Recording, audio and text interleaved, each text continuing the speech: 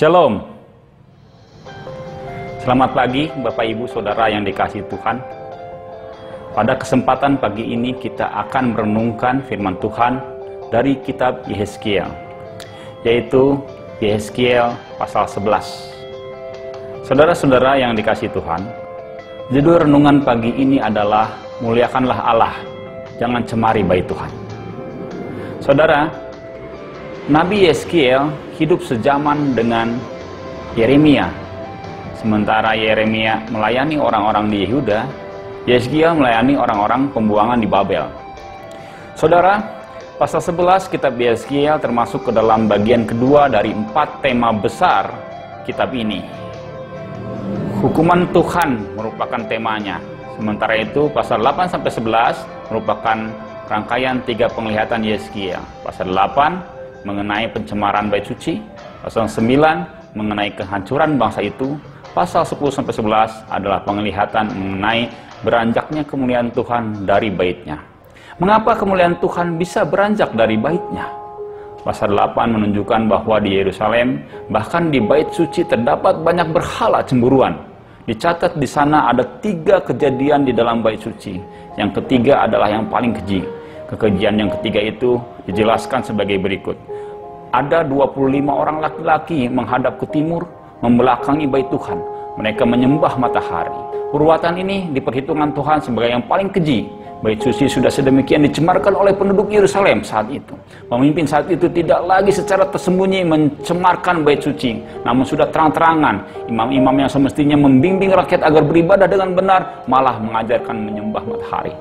Oleh karena itu kemuliaan Tuhan beranjak dari baitnya. Saudara, pasal 11 dimulai dengan penglihatan Yehezkiel terhadap ke-25 orang ini. Pemimpin mereka adalah Yaazania dan Palaka. Mereka merencanakan kedurjanaan dan menaburkan nasihat jahat di kota Yerusalem, sambil memberi teladan buruk dengan menyembah matahari dan mengizinkan patung-patung dan gambar-gambar dewa masuk bait suci.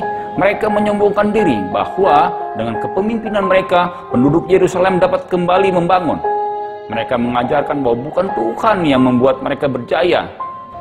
Mereka menunjukkan bahwa para penyembah Tuhan dan para pendengar Nabi justru dibuang ke Babel. Yaazania dan Palaka membuat bahwa kota Yerusalem menjadi miliknya dan milik pengikut-pengikutnya. Istilah yang disebutkan mereka yaitu kota ini periuk dan kita dagingnya, mengklaim secara kiasan bahwa Yerusalem adalah milik mereka. Meresponi hal ini, Tuhan berfirman dalam ayat 11 dan 12. Kota ini tidak akan menjadi periuk bagimu, ataupun kamu seakan-akan daging di dalamnya. Di tanah Israel, aku akan menghukum kamu, dan kamu akan mengetahui bahwa akulah Tuhan.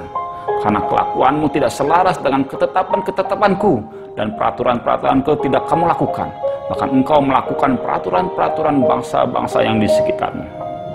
Ayat sebelumnya, yaitu ayat 9, menyatakan, aku akan menggiring kamu keluar dari dalamnya, dan menyerahkan kamu di tangan orang yang asing, dan menjatuhkan hukuman-hukuman kepadamu. Singkat cerita, Palaka dan pengikutnya mati seperti nubuat dalam penglihatan ini. Saudara, apa yang dapat kita pelajari dari pasal ini? Yang pertama, saudara, memang tidak semua dari kita menjadi pemimpin rohani. Tidak semua menjadi pendeta, diakon, dan lain sebagainya yang keteladanannya disoroti dan sangat diharapkan benar. Namun apabila di antara kita ada yang dipanggil Tuhan menjadi pemimpin rohani, maka kita dapat belajar dari teladan buruk Yaazania dan Palaka. Di saat sulit dan rentan krisis iman seperti saat itu, sebenarnya Yaazania dan Palaka dapat memimpin umat agar melakukan penyembahan yang benar kepada Tuhan. Namun sayangnya, mereka tidak melakukan itu, malah semakin menjerumuskan rakyat dalam kekejian penyembahan berhala. Akibatnya mereka dihukum. Demikian juga kita yang dipanggil menjadi pemimpin rohani. Kita harus waspada akan apa yang kita ajarkan dan teladankan. Janganlah sampai tidak memuliakan Tuhan. Janganlah kita silau dan terpukau kepada yang bukan Tuhan. Silau dan terpukau dengan uang, penghormatan diri, dan lain sebagainya yang menyebabkan kita mengajarkan dan meneladankan yang tidak benar. Seperti disampaikan dalam pasal ini, kemuliaan Tuhan pergi dari bait suci. Demikian juga kita beribadah akan hambar dan kelam karena yang disembah bukan Tuhan, tetapi yang lain-lain. Kita dapat dihukum kalau terus-menerus seperti itu. Yang kedua, saudara, walaupun kita bukan dalam posisi pemimpin rohani atau yang sedang dipersiapkan untuk itu, namun tubuh kita masing-masing adalah bait Roh Kudus, seperti dijelaskan dalam 1 Korintus 6 ayat 19-20. Atau tidak tahukah kamu bahwa tubuhmu adalah bait Roh Kudus yang diam di dalam kamu, Roh Kudus yang kamu peroleh dari Allah, dan bahwa kamu bukan milik kamu sendiri, sebab kamu telah dibeli dengan harga yang telah lunas dibayar. Karena itu muliakanlah Allah dengan tubuhmu. Kita semua orang percaya harus memuliakan Allah. Jangan cemari bait Tuhan. Jangan cemari tubuh kita dengan perbuatan-perbuatan yang tidak memuliakannya. Baik itu di tempat tersembunyi, apalagi di tempat umum. Kita semua adalah pemimpin rohani, minimal untuk diri sendiri. Jadi saudara-saudara, ada dua hal yang kita pelajari. Memuliakan Allah dengan satu, kewaspadaan akan pengajaran dan keteladanan kita, dan dua, menjauhkan perilaku cemar. Mari kita melakukan pengajaran firman Tuhan ini. Mari kita berdoa.